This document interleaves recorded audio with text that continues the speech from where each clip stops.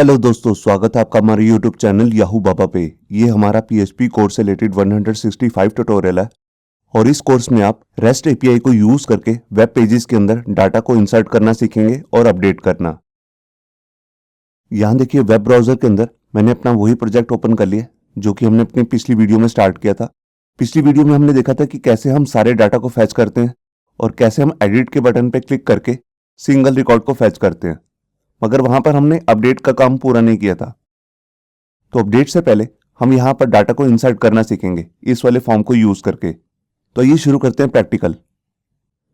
यहां देखिए, web editor के अंदर मैंने अपना वही प्रोजेक्ट ओपन कर लिया जिसको मैंने अपनी पिछली वीडियो में यूज भी किया था, जिसका नाम है पीएचपी रेस्ट एपीआई। अब पिछली कुछ वीडियोस में हमने रेस्ट एपीआई तो क्रिएट कर ली थी और हम इस वीडियो में उस रेस्ट एपीआई को यूज करके इंसर्ट करने वाले हैं डाटा को। तो सबसे पहले मैं 2 पेज ओपन कर लेता हूं, एपीआई इंसर्ट और इसके साथ एपीआई अपडेट। अब इन दोनों एपीआईज को यूज करके मैं डाटा को इंसर्ट करूंगा और अपडेट करने वाला हूं। तो सबसे पहले हम यहां पे देखते हैं इंसर्ट वाले केस में। देखिए, जब भी यूजर को डाटा इंसर्ट करना है तो इस एपीआई का यूज करेगा। तो इस एपीआई को स्टार्ट करने के लिए यहां पर उसको जेसन फॉर्म में 3 वैल्यूज भेजनी है। एक है एस नेम, एस एज और एस सिटी, मतलब कि स्टूडेंट नेम, एज और सिटी। और जैसे ही उसका डाटा जो है सक्सेसफुली डाटाबेस के अंदर सेव हो जाएगा तो ये एपीआई जो है उसको जेसन फॉर्म में एक मैसेज रिटर्न करेगी। अगर सक्सेसफुली डाटा जो है इंसर्ट हो चुका है डाटाबेस के अंदर तो यहाँ पर ये वाला मैसेज आ जाएगा और स्टेटस आ जाएगा ट्रू। और अगर रिकॉर्ड सेव नहीं होता तो यहाँ पर आ जाएगा स्टूडेंट रिकॉर्ड नॉट इंसर्टेड और स्टेटस आ जाएगा फॉल्स। तो आइए अब यहाँ पर अपनी HTML वाली फाइल में जाते हैं और यहाँ पर मैं आपको दिखाता हूँ। देखिए, इस फॉर्म को मैं यूज करने वाला हूँ। यहाँ पर हमारा जो आईडी है उसका नाम है ऐड फॉर्म, इसको भी हम यूज करेंगे। यहाँ पर हमने 3 टेक्स्ट की फील्ड ली है। ये देखिए, ये है नेम के लिए और एज के लिए नंबर और इसके बाद सिटी। इनके नेम भी आप देख रहे हैं यहाँ पर, एस नेम, एस एज और एस सिटी। और यहाँ पर मैंने एक बटन भी लिया है सबमिट का। तो आइए इसकी कोडिंग शुरू करते हैं। मैं यहाँ गया नीचे, ये देखिए यहाँ पर जहाँ पर हमने पिछली वीडियो में jQuery स्टार्ट की थी, यहीं पर नीचे कमेंट है, मैंने ऑलरेडी लिखा हुआ है इंसर्ट न्यू रिकॉर्ड। इसी के नीचे हम यहाँ पर इंसर्ट डाटा का कोड लिखने वाले हैं। तो सबसे पहले मेरे को क्या करना है, जो हमारा फॉर्म के अंदर एक बटन आ रहा है सबमिट का, जो मैंने अभी आपको दिखाया है, उसका इवेंट कॉल कर लेना है, क्लिक इवेंट। तो सबसे पहले मैंने उसका सिलेक्टर बना लिया और उस पर आईडी लगाना है मेरे को। देखिए, उस बटन पे जो मैंने नेम लिखा हुआ आईडी वो है सेव हाइफन बटन। अब यहाँ पर मैं अपना फंक्शन यूज करूंगा jQuery का ऑन, और उसके अंदर सबसे पहला जो पैरामीटर है वो है क्लिक। अब मैं चाहता हूँ कि इसके क्लिक पर एक फंक्शन रन हो जाए और इसके अंदर मैं एक इवेंट पास कर दूंगा। उसका नाम मैं ले लेता हूं जैसे ई। अब क्योंकि वो एक सबमिट बटन है तो उसकी बाय डिफॉल्ट जो फंक्शनैलिटी है उसको मुझे बंद करना है। तो यहां पे मैं अपना फंक्शन यूज करूंगा प्रिवेंट डिफॉल्ट। ये देखिए, अब इसके बाद मुझे क्या करना है, मुझे अपने फॉर्म का सारा डाटा उठाना है और उसको जेसन फॉर्मेट में कन्वर्ट करना है। तो देखिए, जावास्क्रिप्ट के अंदर और jQuery के अंदर कोई सीधा सा ऐसा फंक्शन नहीं है जो फॉर्म के डाटा को उठा के जेसन फॉर्मेट में कन्वर्ट कर दे। तो उसके लिए हम पहले क्या करेंगे, पहले फॉर्म के सारे डाटा को उठा के उसको एक एरे में कन्वर्ट करेंगे। तो देखिए उसको कैसे करना है, मैं यहाँ पर एक वेरिएबल ले लेता हूँ ARR एरे में कन्वर्ट करने के लिए, और उसके बाद जो मेरा फॉर्म है सारा उसको मैं टारगेट करूँगा। तो जो सा भी फॉर्म है मैं उसका नाम देख लेता हूँ ऊपर से, मैं एक बार आपको दिखाता हूँ। ये देखिए, यहाँ पर इसका नाम है ऐड फॉर्म। मैं इसका नेम कॉपी कर लेता हूँ और यहाँ पर आकर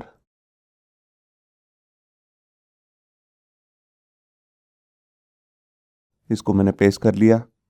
और इसके बाद मैं यहां पर jQuery का एक फंक्शन यूज करूंगा सीरियलाइज एरे। ये देखिए, ये फंक्शन बेसिकली करता क्या है, हम इसके अंदर जोन सा भी फॉर्म डालते हैं, मतलब कि फॉर्म उसके अंदर जितनी भी फील्ड्स होंगी उसको ये एरे की फॉर्म में कन्वर्ट कर देगा। तो मैं इसको पहले आपको कंसोल में प्रिंट भी करा के दिखा देता हूं। और यहां मैंने पास कर दिया अपना एरे। ये देखिए, यहां मैंने फाइल को सेव किया और यहां आकर पेज को रिफ्रेश किया। तो फॉर्म फिल करने से पहले मैं यहाँ पर आपको कंसोल ओपन कर लेते हैं। उसके लिए मैं F12 प्रेस करूँगा। ये देखिए, मेरा कंसोल ओपन हो चुका है। अब मैं यहाँ पर कुछ भी लिख देता हूँ, जैसे मैंने लिख दिया राम 25 सिटी दिल्ली। मैंने यहाँ पर सबमिट पे क्लिक किया, सेव पे, और ये देखिए यहाँ पर मेरे पास एक एरे बन चुका है। आप देख रहे हैं, ये सीरियलाइज एरे है। इसके अंदर एक नेम आ रहा है, जो सा भी हमने फॉर्म के अंदर नेम लिया हुआ था इनपुट बॉक्स के अंदर, और उसकी ये वैल्यू है, ये देखिए। अब इसको मेरे को जेसन फॉर्मेट में कन्वर्ट करना है, उसको भी मैं अभी आपको डिटेल में समझाता हूं। यहां देखिए, यहां पर जो हमारे पास सीरियलाइज एरे है वो कुछ इस तरीके से नजर आ रहा है आपको। आपने देखा कि नेम आ रहा है, नेम के अंदर उस फील्ड का नाम आ रहा है जो हमने नेम लिया हुआ है, और यहां पर उसकी वैल्यू आ रही है। मगर एक्चुअल में हमें क्या चाहिए, हमें चाहिए यहां पर जैसे name is equal to Ram, age is equal to 25, city is equal to Delhi. तो उसके लिए हम यहाँ पे क्या करेंगे, पहले इस वाले सीरियलाइज एरे को जावास्क्रिप्ट ऑब्जेक्ट में कन्वर्ट करेंगे कुछ इस तरीके से। ये देखिए, हमें बिल्कुल ऐसे ही चाहिए था, age is equal to 25, city is equal to Delhi.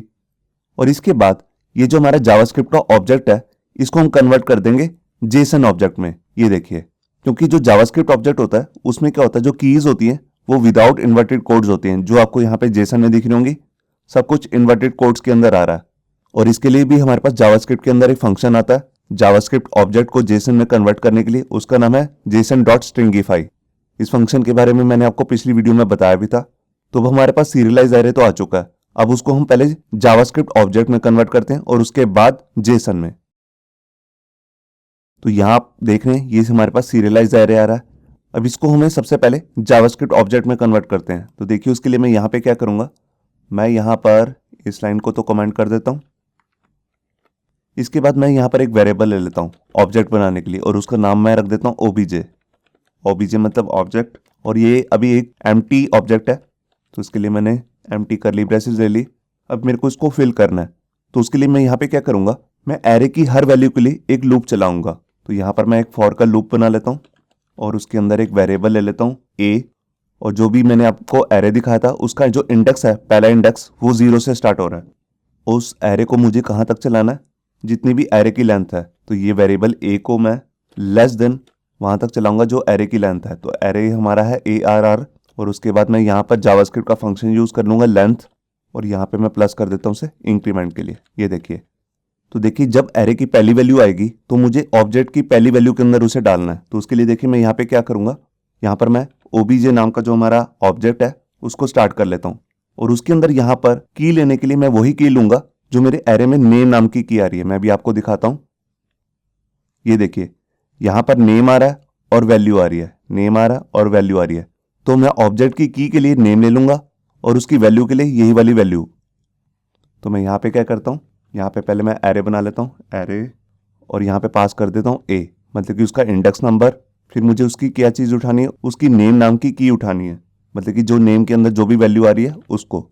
और इसके बाद उस की के अंदर मेरे को वैल्यू भी डालनी है। तो यहाँ पर मैं क्या लिखता हूँ, दोबारा से एरे लिखता हूँ, और यहाँ पे ए पास कर दिया, मतलब कि उसका इंडेक्स नंबर, और यहाँ पर मुझे उसकी क्या उठानी है, वैल्यू। ये देखिए, अब यहाँ पर मैं गलती की हुई है, OBJ लिखना था। ये देखिए, अब ये हमारा ऑब्जेक्ट पूरा क्रिएट हो जाएगा जैसे मैंने भी आपको दिखाया। मैं इसको भी आपको प्रिंट करा के दिखा देता हूँ। तो यहाँ से जो ये मैंने कंसोल है इसको यहाँ से कट करके यहाँ पे डाल देता हूँ, और इसको मैं आपको प्रिंट भी करके दिखाता हूँ। यहाँ पे मैं डाल देता हूँ एरे की जगह पे OBJ, मतलब कि ऑब्जेक्ट। ये देखिए, अब जो हमारा नया ऑब्जेक्ट क्रिएट हो जाएगा मैं उसको आपको यहाँ पे प्रिंट करके दिखा रहा हूँ। तो देखिए, मैं यहाँ पर आया, मैंने पेज को रिफ्रेश किया, मैं दोबारा से डालता हूँ। ये देखिए, मैंने वही रिकॉर्ड दोबारा डाल दी, मैंने सेव पे क्लिक किया, और ये देखिए यहाँ पर हमारे पास जावास्क्रिप्ट का ऑब्जेक्ट आ चुका है, आप देख रहे हैं। ये देखिए, अब इसको मेरे को क्या करना है, मेरे को इसको जेसन फॉर्मेट में कन्वर्ट करना है। तो उसके लिए मैं अपना फंक्शन यूज करने वाला हूँ जेसन डॉट स्ट्रिंगिफाई। तो यहाँ पर मैं क्या करता हूँ, मैं एक वेरिएबल ले लेता हूँ और उसका नाम मैं रख देता हूँ जैसे जेसन स्ट्रिंग, और इसके अंदर मैं अपना फंक्शन कॉल कर लूँगा जेसन डॉट स्ट्रिंगिफाई, और इसके अंदर यहाँ पर मेरे को अपना ऑब्जेक्ट पास करना है। तो यहाँ पर मैं क्या ले लेता हूँ, OBJ। तो यहाँ मेरा ऑब्जेक्ट आ जाएगा। अब मैं इसको भी आपको कंसोल में प्रिंट करके दिखा देता हूँ। मैं यहाँ से यहाँ पर लिख देता हूँ जेसन अंडरस्कोर स्ट्रिंग, जो कि हमारा जेसन फॉर्मेट आ गया। बेसिकली ये जेसन का ऑब्जेक्ट है। मैं यहाँ पर फाइल को सेव किया, और यहाँ पर आकर दोबारा से पेज को रिफ्रेश किया। ये देखिए, मैं यहाँ पर दोबारा से लिखता हूँ राम 25 दिल्ली, और यहाँ पे क्लिक किया। ये देखिए, ऊपर हमारे पास जावास्क्रिप्ट का ऑब्जेक्ट आ रहा है और नीचे जेसन आ गया। आपको दिख रही होगी जेसन जो है उसकी जितनी भी कीज हैं वो डबल इन्वर्टेड कोट्स के अंदर आ रही हैं। तो ये हमारा जेसन रेडी हो चुका है जिसको हमने एपीआई में सेंड करना है।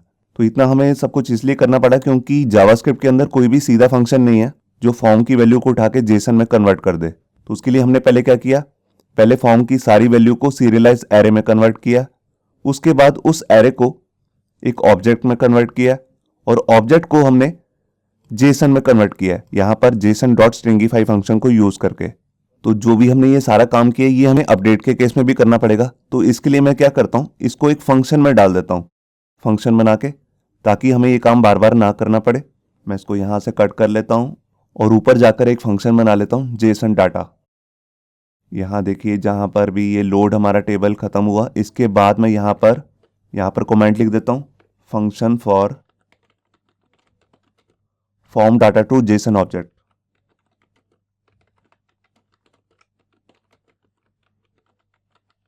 ये देखिए इसके नीचे मैं यहां पर एक फंक्शन बना लेता हूं जेसन डाटा और ये देखिए मैंने इसके अंदर इसे पेस्ट कर दिया। ये हमारा फंक्शन रेडी हो चुका है।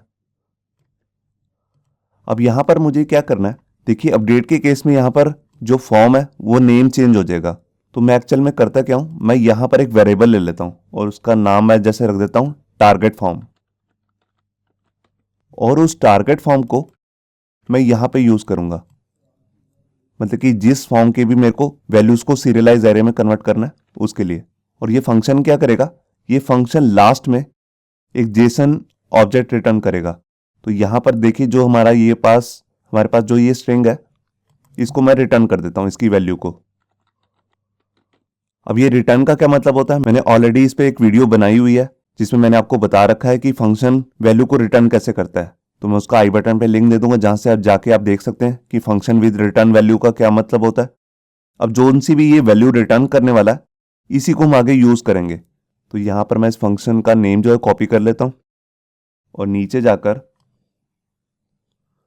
जो ये हमारा इंसर्ट का बटन है यहां पर एक वेरिएबल बना लेता हूं जेसन ऑब्जेक्ट, और इसके अंदर मैं वो फंक्शन कॉल कर लूंगा जो भी मैंने बनाया है जेसन डाटा, और इसके अंदर यहां से मैं अपना फॉर्म का आईडी पेस्ट कर दूंगा जिसकी वैल्यू को मेरे को एरे में कन्वर्ट करना है। तो उसका नाम है ऐड फॉर्म। यहां पर मैं इसकी वैल्यू को एक बार आपको कंसोल में भी प्रिंट करा के दिखा देता हूं।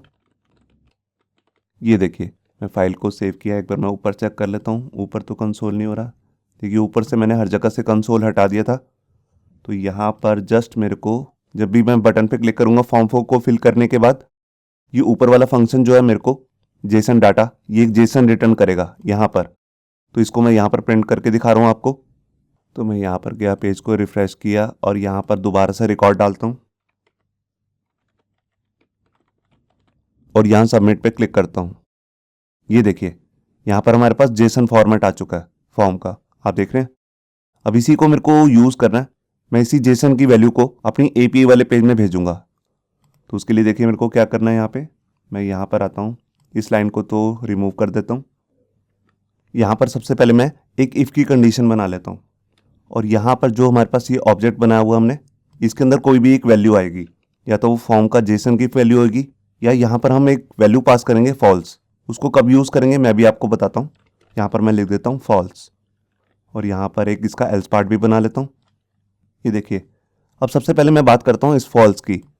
देखिए मैं दोबारा से ऊपर जाता हूँ, अभी हमने यहाँ पर वैलिडेशन नहीं लगाई। मैं चाहता हूँ कि अगर यूज़र ने कोई भी एक वैल्यू फिल नहीं करी है फॉर्म की तो उसको मैसेज दिख जाए ऑल फील्ड्स आर रिक्वायर्ड। तो यहाँ पे मैं क्या करता हूँ, जब मैं ये फॉर का लूप चला रहा हूँ तो यहाँ पर मैं एक इफ कंडीशन बना के चेक भी कर लेता हूँ कि इसके अंदर कोई वैल्यू है भी है कि नहीं। अगर इसके अंदर कोई भी वैल्यू नहीं होगी तो हम उसको वहाँ पे मैसेज शो कर देंगे।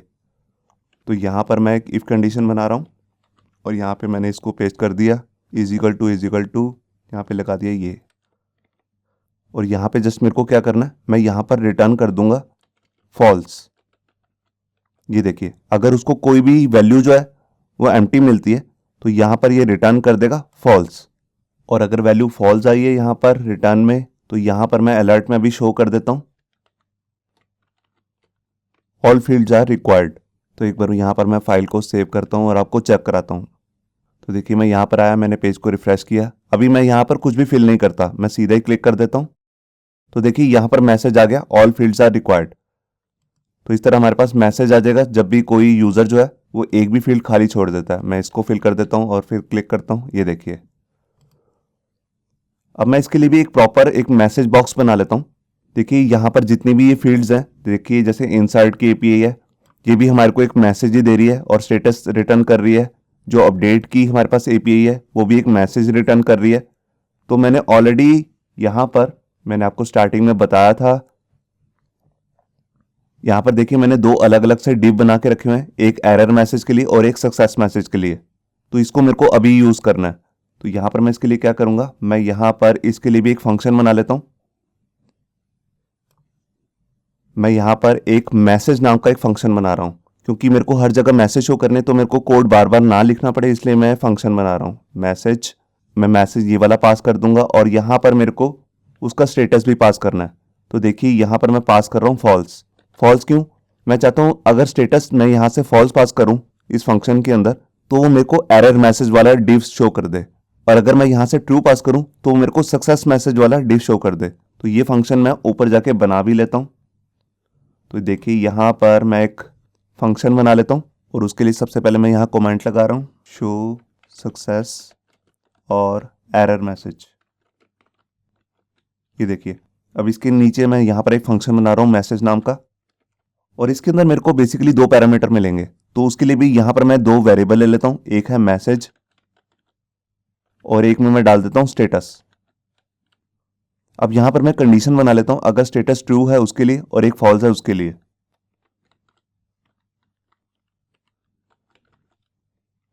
और यहाँ पर भी एल्स के साथ इफ लगा के, ये देखिए यहाँ पर मैंने दो कंडीशनें बना ली है, एक स्टेटस ट्रू के लिए और एक फॉल्स के लिए।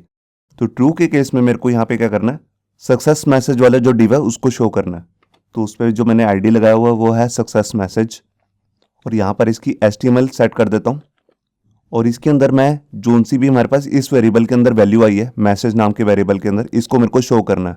तो इसको कॉपी करके मैंने यहाँ पर पेस्ट कर दिया और इसको थोड़ा सा एनिमेशन का इफेक्ट दे देता हूँ, स्लाइड डाउन।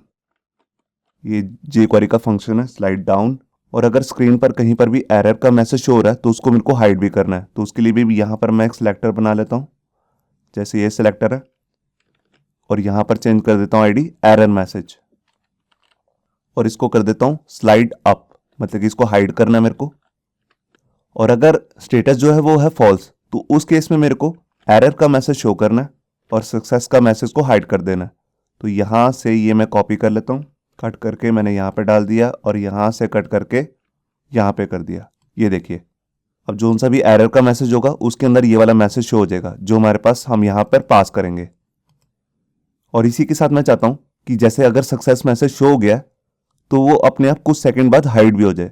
तो उसके लिए यहाँ पर मैं फंक्शन यूज करूंगा सेट टाइम आउट, और इसके अंदर यहाँ पर मैं एक फंक्शन कॉल कर लेता हूँ। और यहाँ पर जो ये मेरा मैसेज बॉक्स है सक्सेस मैसेज, इसको मेरे को हाइड करना है।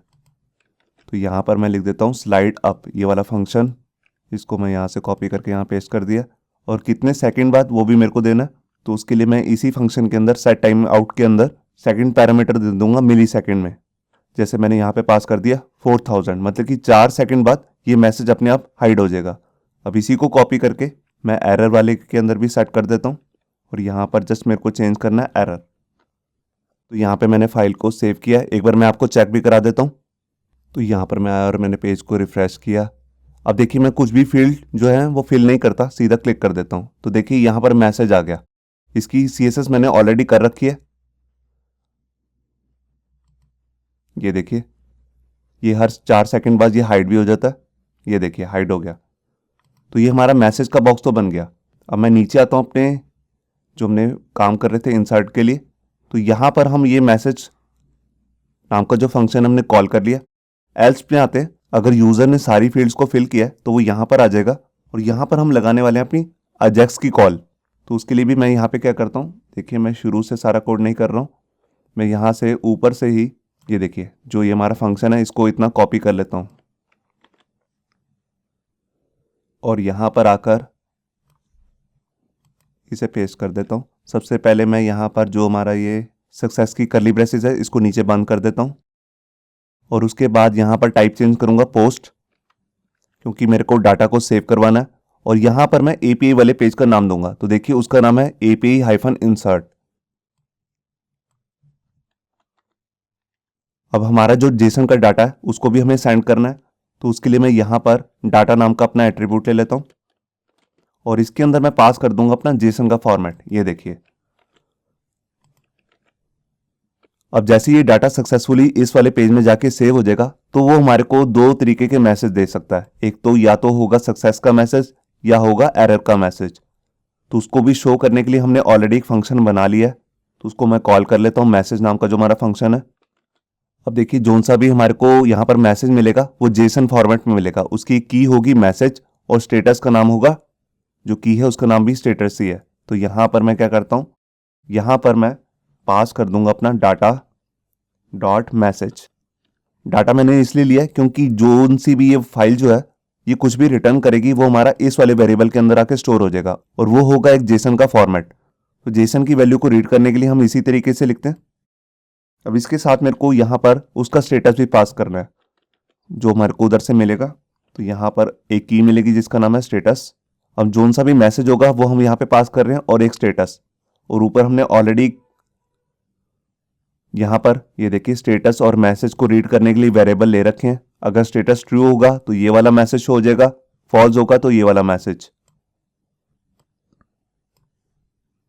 ये देखिए, अब इसके बाद मैं क्या करना चाहता हूँ, मैसेज शो होने के बाद जब हमारे पास सक्सेस का मैसेज यहाँ पे शो हो जाएगा, तो मैं चाहता हूँ जो हमारा टेबल है जिसके अंदर सारे स्टूडेंट्स का डाटा लोड हो रहा है वो दोबारा से रीलोड हो जाए। ऐसा हम इसलिए करना चाहते हैं क्योंकि जोन सा भी नया रिकॉर्ड आया वो भी उसमें शो होने लग जाए। तो उसके लिए मैं यहाँ पे क्या करता हूँ, एक इफ कंडीशन बना लेता हूँ और यहाँ पे पास कर दूंगा अपना डाटा डॉट स्टेटस। और अगर इसकी वैल्यू जो है ट्रू है तो मैं इस इफ कंडीशन के अंदर आकर अपना जो टेबल है जिसका नाम मैंने स्टार्टिंग में रखा था पिछली वीडियो में, लोड टेबल, आप देख रहे हैं ये वाला टेबल, इसको मैं कॉल कर लूंगा। तो मैंने इसको कॉपी कर लिया और यहां पर आकर इसे पेस्ट कर दिया, ये देखिए। और इसके बाद मैं क्या करना चाहता हूं, मैं जोन सा भी ये फॉर्म है इसको खाली भी करना चाहता हूं। तो देखिए उसके लिए मैं यहाँ पे क्या करूंगा, मैं यहाँ पर जोन सा भी हमारा ये फॉर्म है ये वाला, इसका सिलेक्टर बनाऊंगा पहले और यहां पर अपना जावास्क्रिप्ट का फंक्शन यूज करने वाला हूं ट्रिगर। और इसको मेरे को क्या करना है रीसेट, तो इसकी वैल्यू होती है एक रीसेट, मेरे को वो पास कर देनी है। ये देखिए यहां पर एक एरर भी आ रहा है, उसको भी चेक करना पड़ेगा। तो देखिए यहां पर क्या हुआ है, एक्चुअल में ये वाली राउंड ब्रेसेस मैंने अजैक्स फंक्शन की बंद नहीं की हैं और इसके बाद मेरे को एक ब्रेसेस और भी बंद करनी है इस वाली एल्स कंडीशन की। ये देखिए अब सब सही हो चुका है। तो यहाँ मैंने फाइल को सेव किया। अभी मैं आपको एक बार ब्राउज़र में चेक भी करा देता हूँ। तो देखिए मैं यहाँ पर आया और मैंने पेज को रिफ्रेश किया। यहाँ पर मैं एक नया रिकॉर्ड डाल देता हूँ।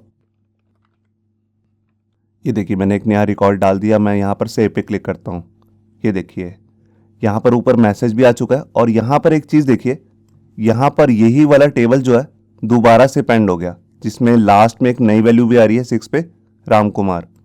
तो जहाँ पर भी हमने ये फंक्शन कॉल किया हुआ है लोड टेबल, उसके अंदर एक लाइन और लिखनी पड़ेगी। ये देखिए जैसे ये टेबल जो है वो लोड होता है, तो मैं चाहता हूँ ये जो हमारा बेसिकली टेबल है जिसके अंदर सारा डाटा अपेंड हो रहा है वो एक बार एम्प्टी हो जाए। तो यहाँ पर मैं क्या करता हूँ, स्टार्टिंग में उसे एक बार एम्प्टी कर देता हूँ। ये देखिए यहाँ पर मैंने इसकी HTML को एम्प्टी कर दिया। यहाँ पर एक बार मैं फाइल को सेव करके दोबारा चेक कराता हूँ आपको। ये देखिए हमारा लास्ट रिकॉर्ड भी दिखा रहा है। अब मैं यहाँ डाल देता हूँ सोनम और यहाँ पर एज, यहाँ पर सिटी गोवा और यहाँ पर सेव।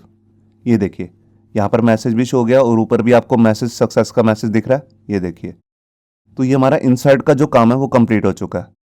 अब इसके बाद हमें क्या करना है, हमें यहाँ पर जो हमने ये एडिट बटन बनाया है जिसका लास्ट वीडियो में हमने देखा था कि हम कैसे एडिट बटन पे क्लिक करके सिंगल रिकॉर्ड फैच करके यहाँ दिखाते हैं। अब मैं चाहता हूँ कि यूज़र जैसे इसके अंदर कुछ भी चेंज करे यहाँ पर या यहाँ पर, तो यहाँ पर सेव पे क्लिक करने के बाद मतलब कि अपडेट पे क्लिक करने के बाद ये डाटा अपडेट भी हो जाए। तो उसके लिए देखिए मेरे को क्या करना है, मैं यहाँ पर गया, यहाँ पर मैंने उसके लिए ऑलरेडी नीचे स्क्रॉल करके यहाँ पर एक कमेंट लिखा हुआ है अपडेट रिकॉर्ड, इसी के नीचे मुझे इसकी कोडिंग शुरू करनी है। तो इसके लिए भी हमारे को शुरू से सारा कोड करने की ज़रूरत नहीं है। जो भी मैंने कोड किया इंसर्ट के लिए बिल्कुल वही सारा कोड यूज़ हो जाएगा। यहाँ देखिए यही वाला सारा कोड मैं कॉपी कर लेता हूँ और इसको नीचे जाके पेस्ट कर देते हैं अपडेट के केस में भी। अब यहाँ पर सबसे पहले मेरे को चेंज क्या करना है, देखिए यहाँ पर सबसे पहले हम बटन का नेम चेंज करेंगे और यहाँ पर फॉर्म का नेम चेंज करेंगे जो आईडी है, और यहाँ पर अपनी जो यूआरएल है मेन उसको चेंज करेंगे। तो यूआरएल जो है यहाँ पर वो है api-update.php। ये देखिए अब इसके बाद सबसे पहले मैं ऊपर जाके देख लेता हूँ कि बटन मैंने कौन सा बनाया हुआ और फॉर्म का क्या आईडी है। तो देखिए ये हमारा मॉडल बॉक्स के अंदर यहाँ पर जो फॉर्म है उस पर आईडी मैंने लगाया हुआ एडिट फॉर्म। मैं इसको कॉपी कर लेता हूँ और इसके नीचे जो हमने बटन यूज़ किया उस पर हमने आईडी लगाया एडिट सबमिट। तो मैं इसी को यूज़ करने वाला हूँ। अब मैं यहाँ पर नीचे जाता हूँ और यहाँ पर देखिए जो फॉर्म है मैं इसकी जगह पे यहाँ पे पेस्ट कर देता हूँ एडिट फॉर्म, और जो ऊपर बटन है उसकी जगह पे मेरे को डालना है एडिट सबमिट। तो यहाँ पर मैं लिख लेता हूँ फॉर्म की जगह पे सबमिट। तो एक बार मैं इसको चेक कर लेता हूँ। देखिए बाकी कोई भी कोड में मुझे कुछ भी चेंज नहीं करना, सब कुछ वैसे ही रहेगा। अगर यूज़र जो है कोई भी फील्ड जो है अनफिल्ड रख देता तो यहाँ पे हमारे पास मैसेज शो हो जाएगा। यहाँ पे हमने यूआरएल पास कर दिया और जोन सा भी हमारे पास एपी अपडेट पेज है ये भी हमारे को रिटर्न में दो तरीके के मैसेज ही देगा। सक्सेस के केस में ये मैसेज देगा और फॉल्स के केस में ये वाला मैसेज। यहाँ देखिए तो इसी को हम आगे यूज़ कर रहे हैं। तो यहाँ मैंने फाइल को सेव किया और यहाँ आकर पेज को पहले रिफ्रेश किया। अब देखिए मैं किसी एक यूज़र का नेम चेंज करता हूँ। देखिए जैसे लास्ट में आ रहा है सोनम, तो यहाँ पे जाके मैं इसके नेम में थोड़ा सा एडिशन कर देता हूँ। यहाँ मैंने लिख दिया कपूर। अब यहाँ पे मैंने अपडेट पे क्लिक किया तो देखिए स्टूडेंट का रिकॉर्ड पीछे आपको दिख रहा है वो अपडेट हो चुका है, मगर ये बॉक्स जो है वो अपने आप बंद नहीं हुआ। तो बस मेरे को बॉक्स बंद करना है। देखिए अपडेट भी हो रहा है और मैसेज भी शो हो रहा है। तो जस्ट मेरे को यहाँ पे क्या करना है, मैं यहाँ पर लोड टेबल से पहले अपना जो मॉडल बॉक्स है उसको हाइड करना है। तो यहाँ मैं लगा लेता हूँ उसका आईडी मॉडल और यहाँ पे मैं jQuery का फंक्शन यूज़ कर लूँगा हाइड। यहाँ पे हाइड हो गया। यहाँ पर मेरे को फॉर्म को ट्रिगर करने की जरूरत नहीं है रीसेट वगैरह, क्योंकि अपडेट के फॉर्म को हम रीसेट नहीं करते हैं। ये देखिए उसके बाद ये हमारा टेबल भी लोड हो जाएगा। तो यहाँ मैंने फाइल को सेव किया और यहाँ पर आकर पेज को मैं रिफ्रेश करता हूँ। ये देखिए अब यहाँ पे क्या लिखता हूँ मैं, देखिए जैसे राम कुमार आ रहा है, यहाँ पर इसकी एज चेंज कर देता हूँ 27। यहाँ पर लिख देता हूँ जैसे आगरा और यहाँ पर राम की जगह पे लिख देता हूँ कृष्ण। ये देखिए मैंने तीनों रिकॉर्ड चेंज कर दिए। अपडेट पे क्लिक किया, यहाँ मैसेज भी शो हो गया और यहाँ पर भी चेंज हो गया। ये देखिए नाम चेंज हो चुका है, एज भी हो गई है और सिटी भी। तो इस वीडियो में हमने देखा कि कैसे हम न्यू रिकॉर्ड को इंसर्ट कर सकते हैं और कैसे एग्जिस्टिंग रिकॉर्ड को एडिट भी कर सकते हैं। इसमें हमने कोई भी PHP की फाइल यूज़ नहीं किया। आप देख सकते हैं ये इंडेक्स HTML की फाइल है। हमने HTML की फाइल को ही यूज़ करके डाटाबेस के अंदर सारे रिकॉर्ड सेव कर दिए। किसकी हेल्प से, यहाँ पर हमने जो REST API बनाई हुई है उसकी हेल्प से। ये देखिए अब सेम REST API हम कहीं पर भी यूज़ कर सकते हैं। मान लीजिए अगर हम एंड्रॉयड की ऐप से भी MySQL डाटाबेस के अंदर डाटा सेव करना चाहते हैं तो वो भी हम इजीली कर सकते हैं। इसकी नेक्स्ट वीडियो में हम डाटा को डिलीट करना सीखेंगे और सर्च करना, तो वो वीडियो देखना मत भूलिए। होप सो आपको ये हमारा वीडियो ट्यूटोरियल अच्छा लगा होगा। अगर अच्छा लगा है तो वीडियो को प्लीज़ लाइक करना मत भूलिए। अगर आप ऐसे ही रेगुलर अपडेट चाहते हैं तो हमारे चैनल याहू बाबा को सब्सक्राइब करना मत भूलिए। Thank you.